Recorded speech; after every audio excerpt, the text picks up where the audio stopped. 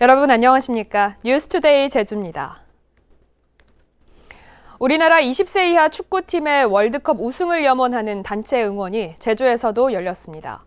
도민들은 준우승이라는 값진 선물을 안겨준 선수들에게 박수를 보냈습니다. 이소연 기자가 보도합니다.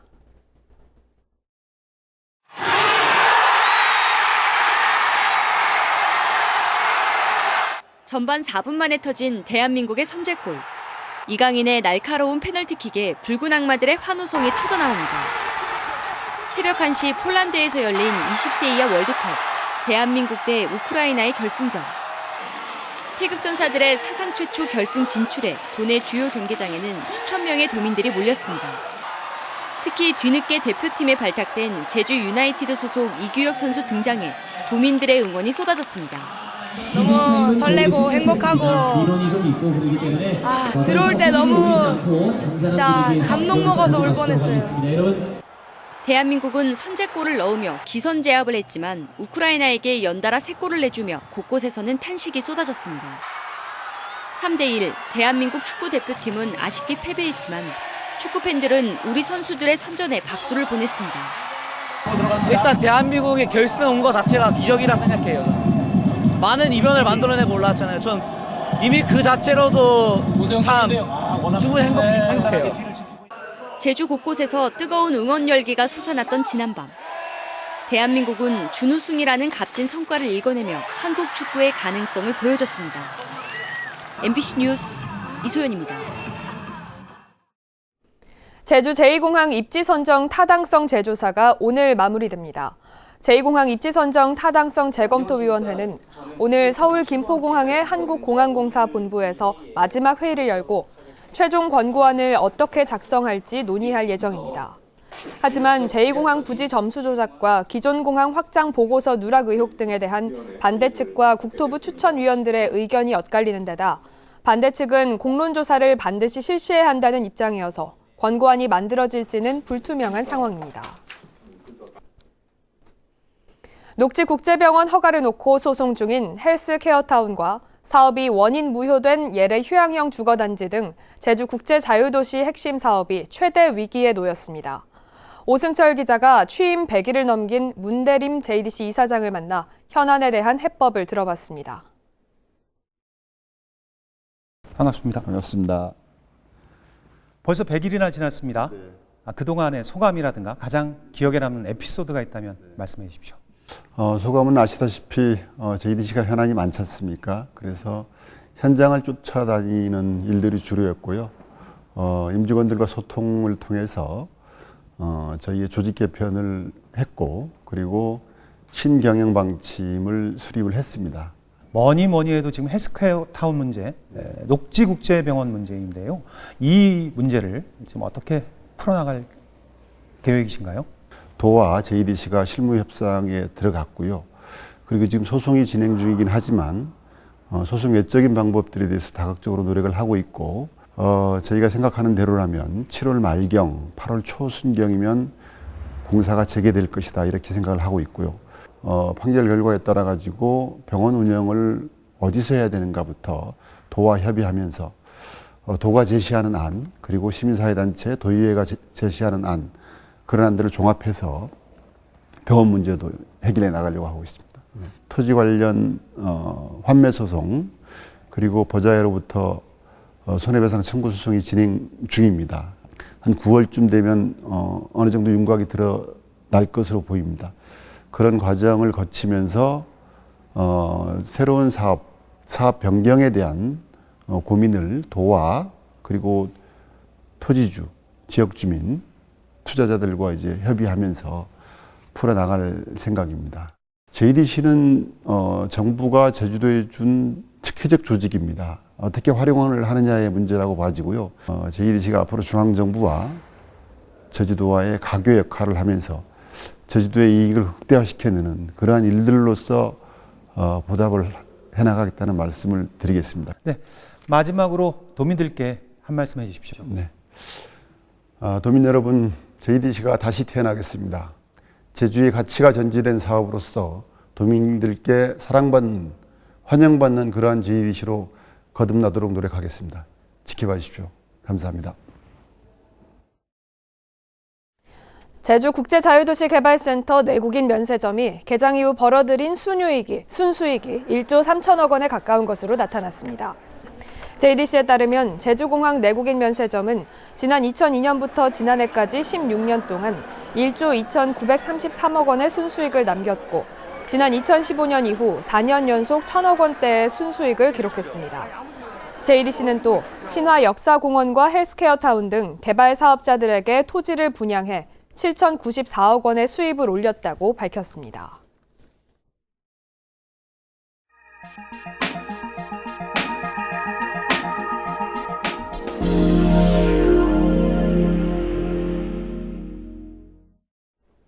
고향을 떠나 타지에서 생활하는 자녀들은 부모님과 연락이 되지 않으면 혹시 무슨 일이 생겼나 불안하지만 바로 확인이 안 돼 애를 태우는 경우가 많은데요.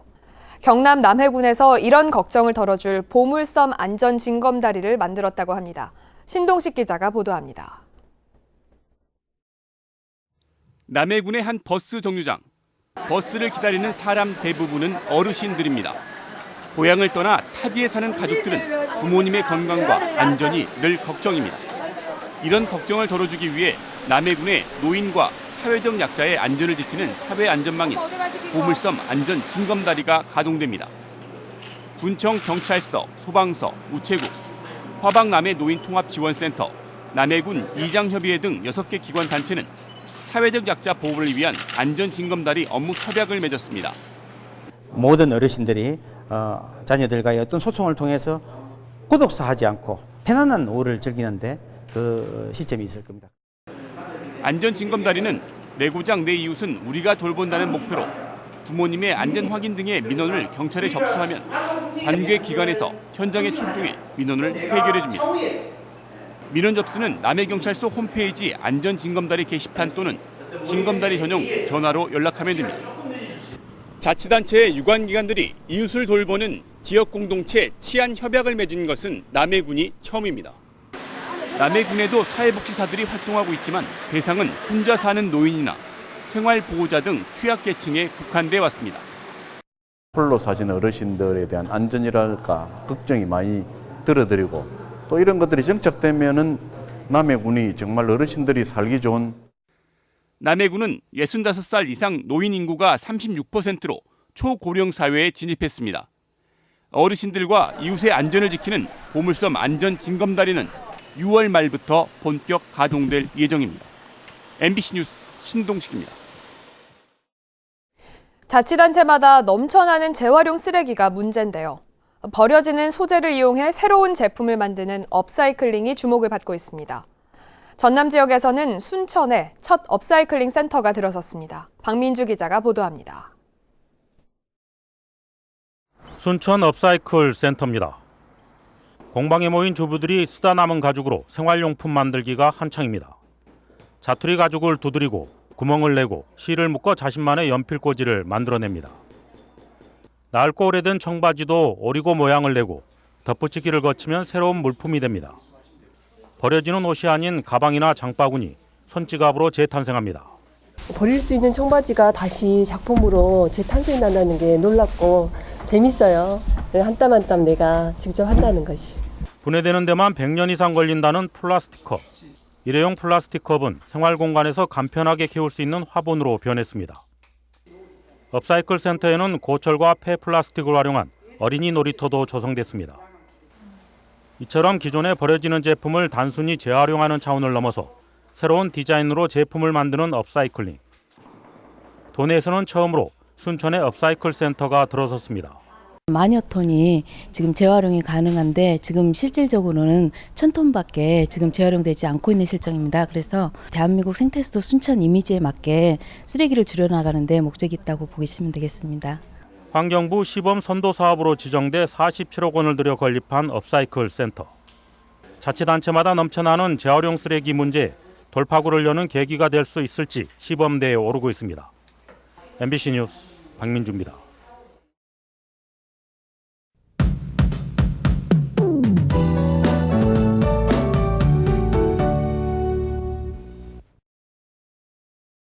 한 주의 시작인 월요일인 오늘은 구름 많은 날씨를 보이겠습니다.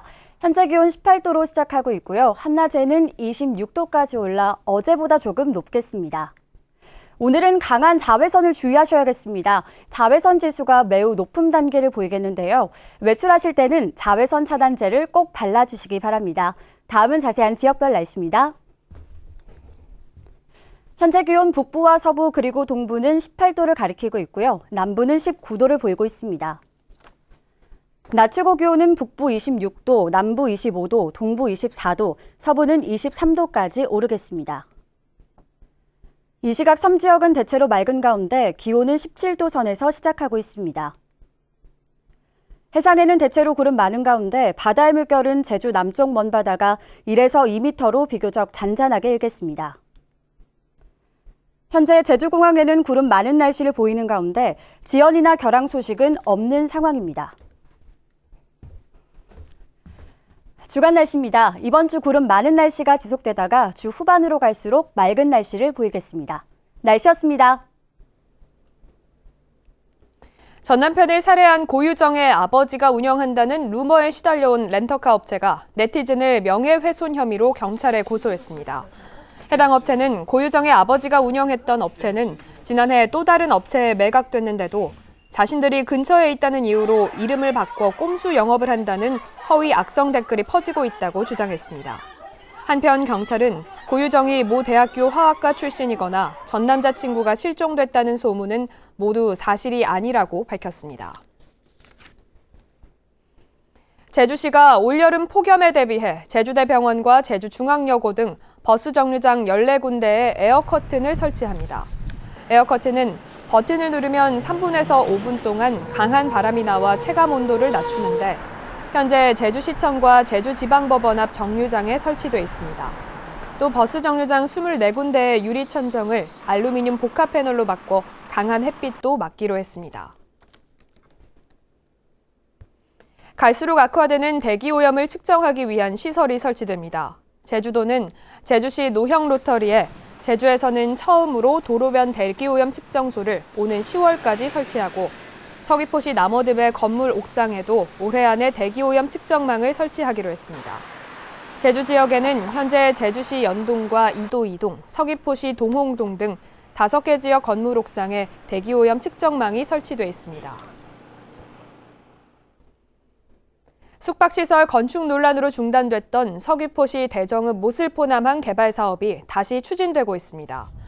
제주도는 모슬포 남항 일대 12,000제곱미터에 480억 원을 들여 200실 규모의 숙박시설을 짓겠다는 사업계획서가 접수됨에 따라 타당성 조사 용역을 거쳐 허가 여부를 결정할 계획이라고 밝혔습니다. 제주도는 지난 2014년 사업 부지가 국유지인 점을 들어 숙박시설을 기부하는 조건으로 사업 허가를 내줬지만 사업자는 개정된 어촌어항법에 따르면 기부하지 않아도 된다며 맞서왔습니다. 제주도가 경기도 평택항의 제주종합물류센터에 새로운 운영자 공모에 나섰습니다. 제주도는 앞으로 3년 동안 제주종합물류센터를 임대해 운영할 사업자를 이달 안에 입찰을 통해 선정하겠다고 밝혔습니다. 평택항 제주종합물류센터는 지난 2013년 50억 원을 들여 건설됐지만 제주와 평택항을 잇는 카페리 운항이 중단되면서 업체들이 운영을 포기해 어려움을 겪고 있습니다. 오토바이 교통사고 사망자 10명 가운데 6명이 안전모를 착용하지 않은 것으로 나타났습니다. 한국교통안전공단에 따르면 지난해 제주도 내에서 오토바이 사고로 숨진 25명 가운데 64%인 16명이 안전모를 착용하지 않았습니다. 제주 지역 오토바이 10,000대당 교통사고 사망자는 2.8명으로 전국에서 4번째로 많았는데 오토바이 교통사고 치사율은 4.1%로 승용차보다 2배 높습니다. 제주 지역 특성화고 졸업생 취업률이 15%대로 떨어졌습니다. 제주도 교육청에 따르면 올해 2월 제주 지역에서 졸업한 직업계고 학생의 취업률은 15.6%로 전국 17개 시도 가운데 가장 낮았습니다. 제주 특성화고 취업률은 지난 2016년 26%, 지난해 23% 등 최근 몇 년간 20-30%대를 유지하다 올해 10%대로 떨어졌습니다.